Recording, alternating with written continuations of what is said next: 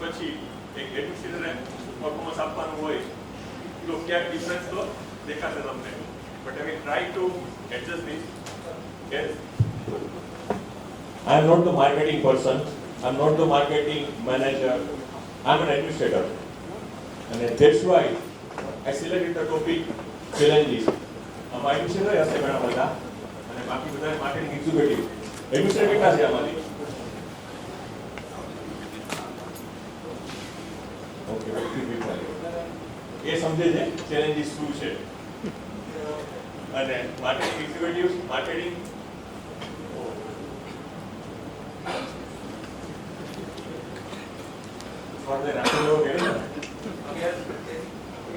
કારણ કે જ્યારે હું ચેલેન્જીસ લખવા બેઠો ને ત્યારે ડિશ બનાવતા જ મને પણ સોડો મીઠો હતો આખી શિયાળામાં. હેલો, ના હા, આ ચેલેન્જીસ હું જ્યારે ડિશ બનાવતો હતો ને ત્યારે આટલા શિયાળામાં મને બી પરસોડો મીઠો હતો કે રિયલમાં આટલી બધી ચેલેન્જીસ છે એક હોસ્પિટલને માર્કેટ કરવા માટે. માર્કેટિંગમાં જઈએ આપણે તો માર્કેટિંગ એ પોતે એટલો કોમ્પ્લેક્સ સબ્જેક્ટ છે અને એની અંદર જ્યારે હોસ્પિટલ માર્કેટિંગ આવે, what is centre in hospital marketing? Patient. આખા માર્કેટિંગમાં હોસ્પિટલ માર્કેટિંગમાં બરાબર તમે જોશો તો સેન્ટરમાં પેશન્ટ છે. જ્યારે પેશન્ટ આવે ત્યારે તમારા સાથે ઇમોશન્સ આવશે, એની સાથે એના કેર ગીવર્સ આવશે, એના ઇમોશન્સ આવશે, એની કોમ્યુનિટી આવશે, એનો જીપી આવશે. જીપી એટલે મારું પેશન્ટ છે, રિફરિંગ doctor. So there are so many things attached to this marketing, and that's why already marketing a complex subject છે. એની અંદર જે હોસ્પિટલ માર્કેટિંગ આવે છે it's a really more complex વસ્તુ. ઘણા બધા એક્ઝિક્યુટિવ બેઠા છે આમાં આવી જ ગયા છે હવે. તો આ કોમ્પ્લેક્સ વસ્તુને ઈઝી તો કરવી પડશે ને, કે પછી આની સાથે જીવવું છે?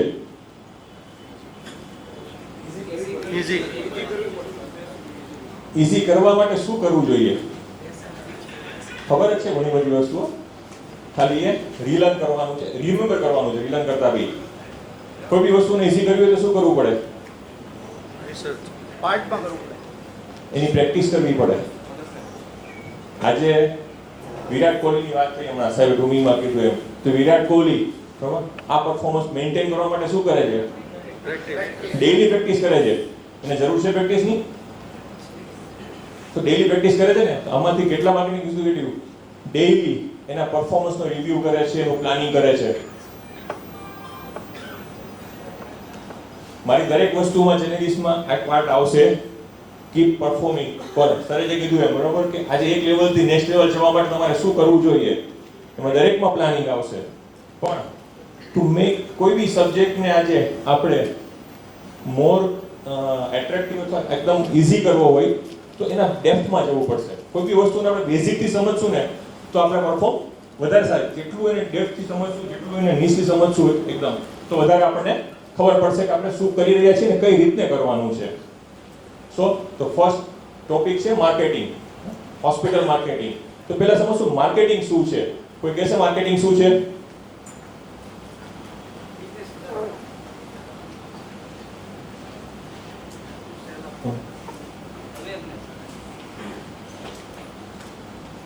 તમારા કસ્ટમરની શું નીડ છે અથવા એ શું એક્સપેક્ટ કરે છે એને તમે પ્રોફિટેબલી કઈ રીતે ડિલિવર કરો છો.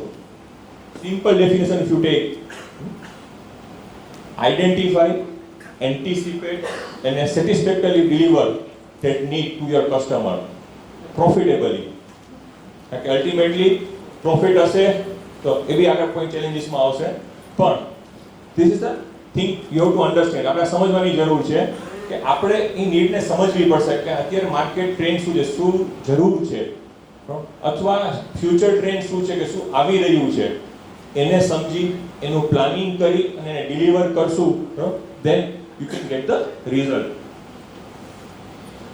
Chartered accountant, chartered institute of marketing, any definition જોઈએ તો right product in a right place at a right price to right person in a right time. 5 right. આપણામાં પ્રોડક્ટ શું છે? સર્વિસીસ, ઇટ્સ સર્વિસીસ, બરાબર. આ સર્વિસીસને કોની પાસે પ્રેઝન્ટ કરવી, ક્યારે પ્રેઝન્ટ કરવી? ઉનાળામાં ની રિપ્લેસમેન્ટનું માર્કેટિંગ કરશું, ફિલિસ્તીનને જઈને કહીશું કે ટ્રોમાનો પેશન્ટ મોકલજો. તો આર વી ડુઈંગ ધીસ? આપણે આમાં કેટલા કરેક્ટ છીએ, શું કરી રહ્યા છીએ? અને કોર્પોરેટમાં સેમ ડેફિનેશન એ કોર્પોરેટની રીતે સમજશું તો it's an achievement of goals, corporate goals through meeting and exceeding customers' needs better than competitor. તમે આજે જે સર્વિસીસ માર્કેટ કરવા જઈ રહ્યા છો એ સર્વિસીસ તમારો કોમ્પિટિટર કઈ રીતે ડિલિવર કરે છે અને એના કરતાં હું વધારે સારું શું કરી શકીશ, શું આપી શકીશ, એની પ્રેક્ટિસ અને એ delivery, then you are winning. So એની પ્રેક્ટિસની જરૂર છે. Again planning and practice.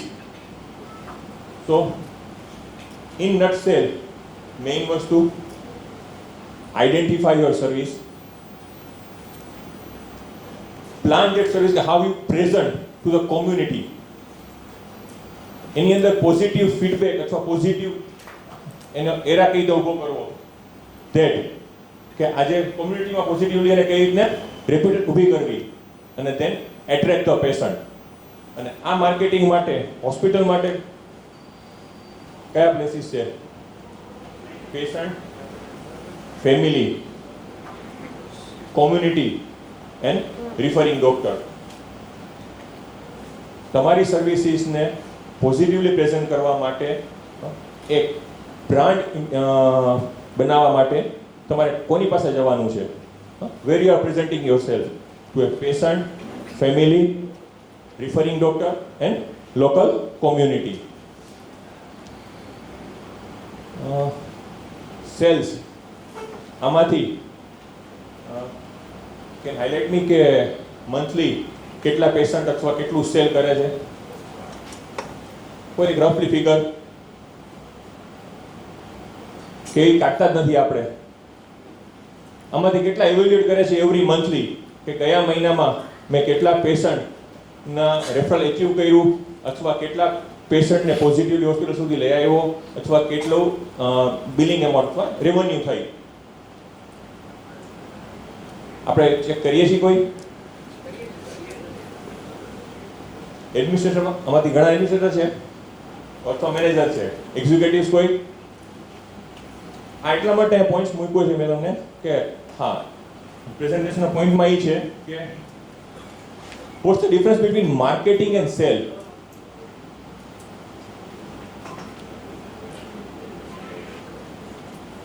Cell A one time activity છે. તમારો જે કસ્ટમર છે એને તમે પ્રોડક્ટ વેચી દીધી, સર્વિસ વેચી દીધી. આજે કોઈ ડૉક્ટર પાસે જઈને હું કહું છું બરાબર કે સર અમારે ત્યાં ગેસ્ટ્રોના પેશન્ટ મોકલજો, જઈને સીધું શું કહે છે એક્ઝિક્યુટિવ આવીને? અમે તો ઓબ્ઝર્વ કરીએ છીએ, અમારી ચેમ્બરમાં આવતા હોય છે એટલે સર હૃદયના પેશન્ટ, કાર્ડિયકના પેશન્ટ મોકલજો ને, આગળ કંઈ જ નહીં. તો is it the sale or a marketing? Sale is a part of marketing but marketing is not a part of sale. તમે આજે માર્કેટિંગ કરો છો એની અંદર તમારા સર્વિસીસને બી પ્રેઝન્ટ કરો છો, એના ફીચર્સ, એના એડવાન્ટેજીસ, એનું પ્રાઇઝિંગ, જે જે બેનિફિટ્સ તમે ઓફર કરી શકતા હશો એ પ્રેઝન્ટ કરો છો અને ત્યાં તમે એક રેપ્યુટેશન ઊભી કરો છો. એ રેપ્યુટેશનના કારણે તમારું રિકરન્ટ સેલ થાય છે. એ એકવાર નહીં મોકલે. જો ત્યાં તમે રેપ્યુટેશન ઊભી કરી છે, બ્રાન્ડ બનાવી છે તો એ વારંવાર મોકલશે. તો એ કરવાની જરૂર છે. આપણે સેલ્સમાં પડ્યા છીએ. આ મહિનાના મારા 50 પેશન્ટ થઈ ગયા, આવતા મહિનાના મારા 50 પેશન્ટ થઈ ગયા.